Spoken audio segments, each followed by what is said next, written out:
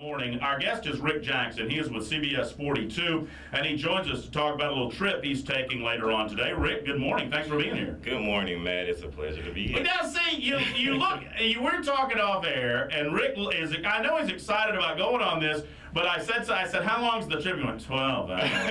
And I said, when are you going to be there? 5 o'clock. And I said, well, we'll call you tomorrow morning about 6.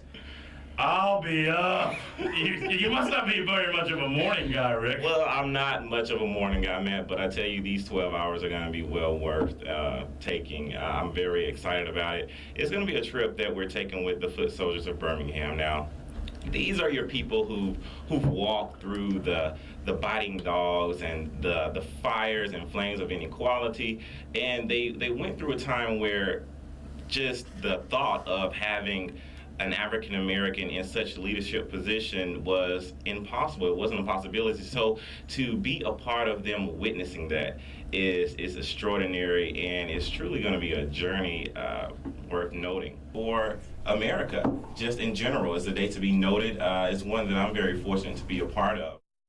CBS 42's very own Rick Jackson is joining those foot soldiers in making the trip from Alabama to D.C. Now we're just minutes away from this very, very historic journey. I'm getting my bags here right now, loading up. And we've heard people who say that they're not going to miss this for the world. And as you can see, we're all loading up right now to get on the bus. It's going to be 12 hours of riding, but 12 hours of excitement, joy, and we are just so glad to be a part of it. Well, guys, I kid you not, we are about 50 feet away from the Washington Monument as we speak. We arrived here in Washington, D.C. around 8 this morning, here with the Foot Soldiers of Birmingham. Now, you hear the stories about how big this thing is and the capacity of it, but you cannot imagine it unless you were really here. I mean, millions upon millions of people, and it's just unbelievable. The biggest thing, it wasn't traffic. We got in pretty good. It was an easy flow, but once we actually got out into the streets and started walking, that's when the cluttering began. But it's just amazing. Everyone that I spoke with say that it's something they never thought they would see. These foot soldiers, these are the people who walked hand in hand with Dr. King, who fought the flames and fires of injustice and prejudice right there in Birmingham, and for them to be here, it's just like a dream come true. And so we're just waiting this thing out. We're out here. We're cold. It has to be near the single digits right now, but no one's complaining about the cold that much. We're all happy here because it's a historic moment, and we're all proud to be a part of it. And CBS 42's Rick Jackson is also in our nation's capital tonight. He has more on his journey with some of the architects of the civil rights movement. Good evening, everyone. Yes, we are in Washington, D.C. with a very influential group of individuals, the Foot Soldiers of Birmingham.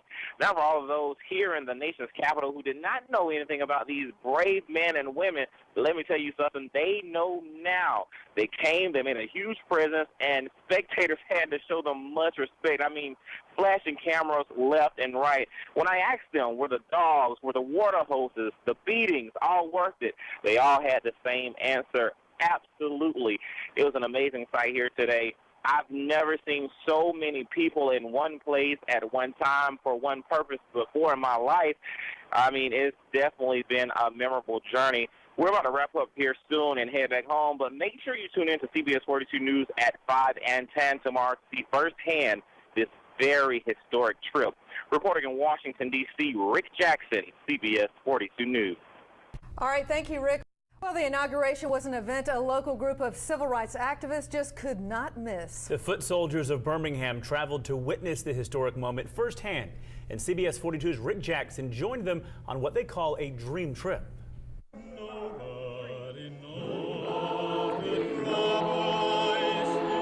They've stood against the fires, the bombings and beatings. They've marched toward equal opportunity right here in Birmingham, and it's here that the journey began to witness history at the nation's capital.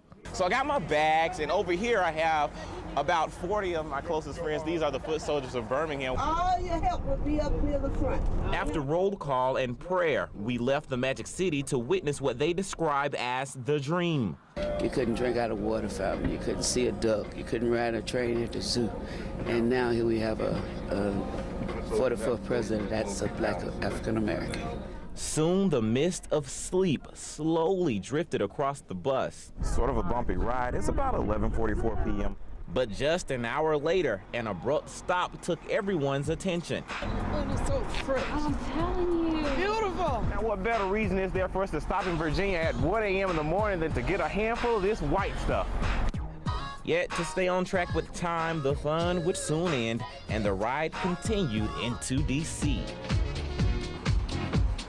The Foot Soldiers instantly became celebrities after hitting the streets toward the Grand Mall. Now, just moments ago, Mr. Obama walked out of the Mayflower Hotel right here, hopped in his limousine, and took off down the street. As we approached the Washington Monument, the sight was breathtaking. As far as the eye could see, people stood to get a glimpse of the next head of state.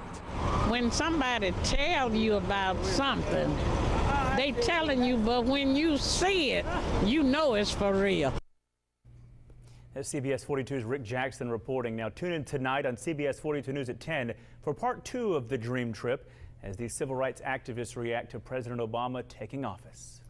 Some Birmingham civil rights activists are back home tonight after making the trip of a lifetime to Washington, D.C. Tonight, CBS 42's Rick Jackson shows us what it was like on this so-called Dream Trip. Feels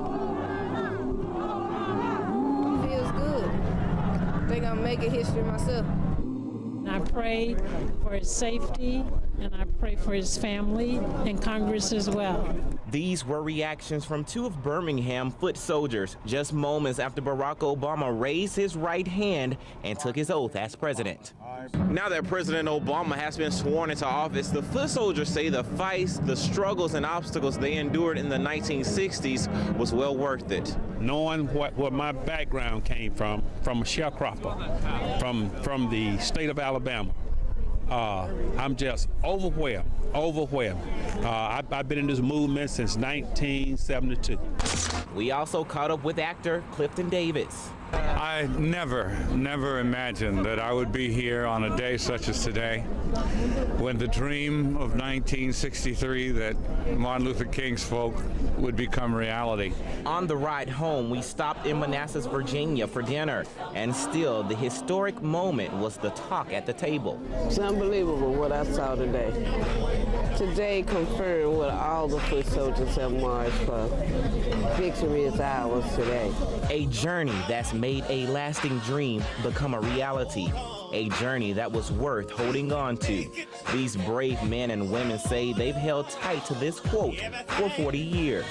There's no question about it. In the next 40 years, a Negro can achieve the same position that my brother has. Robert Kennedy, 1968.